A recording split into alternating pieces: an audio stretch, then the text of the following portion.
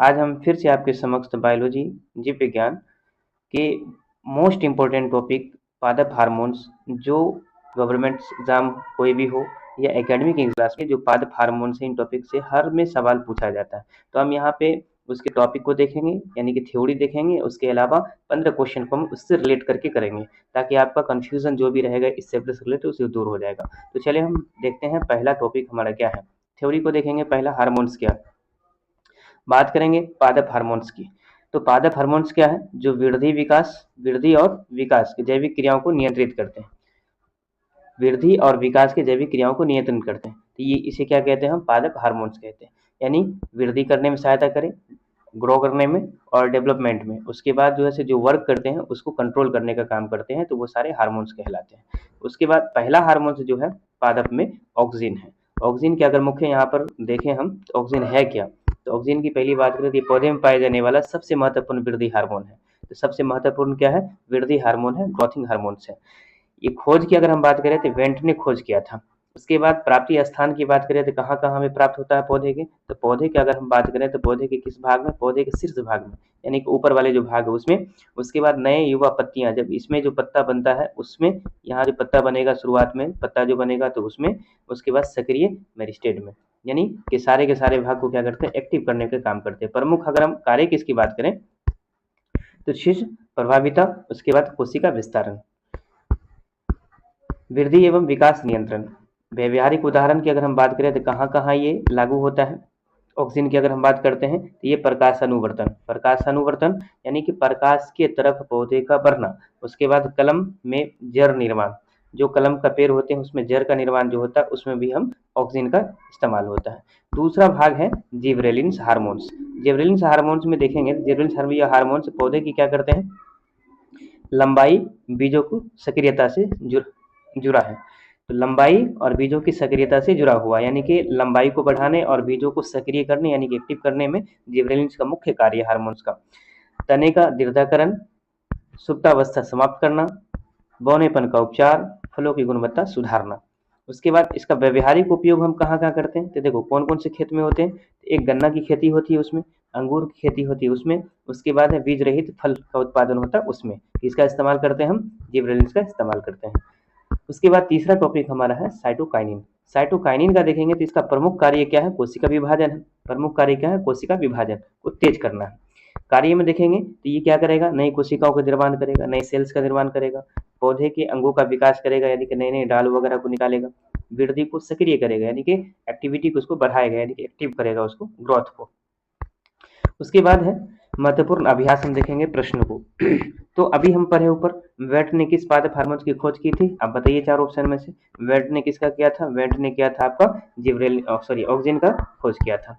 उसके बाद next question है, पौधे में शीर्ष कलिका की वृद्धि के लिए कौन जिम्मेदार है?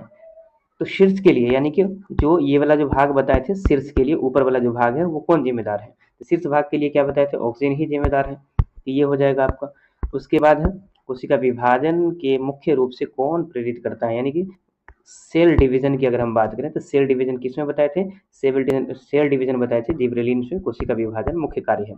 उसके बाद है गन्ने के तने की लंबाई बढ़ाने हेतु कौन सा हार्मोन प्रयोग किया जाता है? देखिए सवाल सब कितना बेस्ट सवाल है। तो गन्ने के तने की लंबाई बढ़ाने हेतु कौन सा हार्मोन प्रयोग किया जाता है? क्या ऑक्सिन है, जिबरेलिन्स है, एथिलीन है, साइटोकाइनिन है? अब ऊपर देखे थे, क्या देखे थे ऊपर में बताइए? तो ऊपर में था आपका जिबरेलिन्स में तने और तने को, उसके बाद बोले थे शीर्ष भाग को। ये दोनों भाग को क्या करता है? बढ़ाने का काम करता है। बीजों की सुप्तावस्था तोड़ने का कार्य करता है। बीजों को सुप्तावस्था में तोड़ने का कार्य कौन करता है?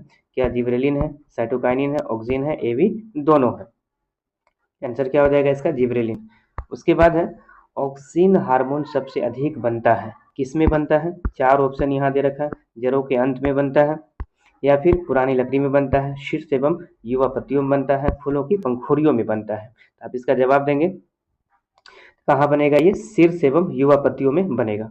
उसके बाद अंगूर के गुच्छों का आकार बढ़ाने हेतु कौन सा हार्मोन उपयोगी होता है? अंगूर के गुच्छों बढ़ाने में किस हार्मोन्स का उपयोग होगा?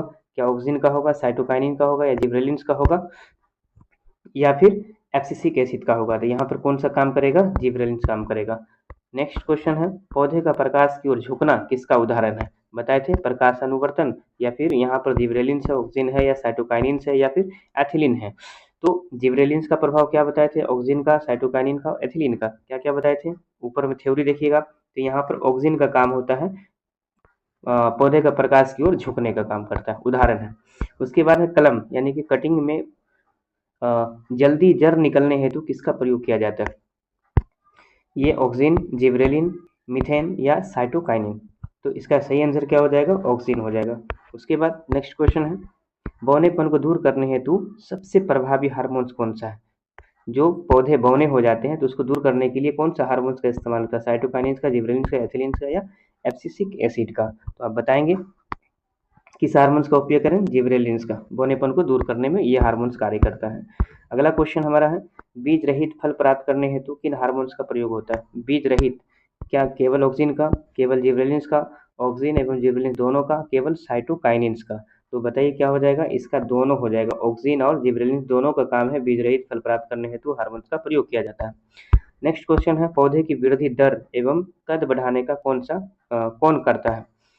तो पौधे की वृद्धि, उसके बाद कद बढ़ाने में इसमें से साइटोकाइनिन करेगा, या जिबरेलिन्स है, या ऑक्सीजन है, या एथिलीन है? तो यहाँ पर क्या हो जाएगा? आपका जिबरेलिन्स का काम होता है पौधे की वृद्धि और विकास के में। उसके बाद है, फलों की गुणवत्ता सुधारने वाला हार्मोन्स कौन सा होता है? फलों की गुणवत्ता सुधारने में जिबरेलिन है, ऑक्सीजन है, साइटोकाइनिन है, या फ्लोरीन है? तो सही आंसर हो जाएगा जिबरेलिन। नेक्स्ट क्वेश्चन है, ऑक्सीन किस प्रक्रिया को नियंत्रित करता है? ऑक्सीन का मुख्य कार्य क्या है? वृद्धि को, विकास को, आकार के, उपयुक्त सभी को? तो यहाँ पर क्या हो जाएगा आपका? उपयुक्त सभी को। वृद्धि को भी करेगा ऑक्सीन, विकास भी, आकार भी, और उपयुक्त सभी। तो यहाँ सही आंसर क्या हो जाएगा? तीनों होगा। नेक्स्ट क्वेश्चन और लास्ट क्वेश्चन हमारा है, बीजों को अंकुरित हेतु जगाने का श्रेय किसे जाता है? बीजों का अंकुरन जगाने हेतु किसे जाता है? ऑक्सीन को। बीज को जो अंकुरन बनाने में किसकी सहायता होती है? ऑक्सीन की, जिबरेलिन्स की, साइटोकाइनिन की, एब्सिसिक की? तो यहाँ पर हो जाएगा जिबरेलिन्स का काम होता है बीजों को अंकुरित करने का काम करता है।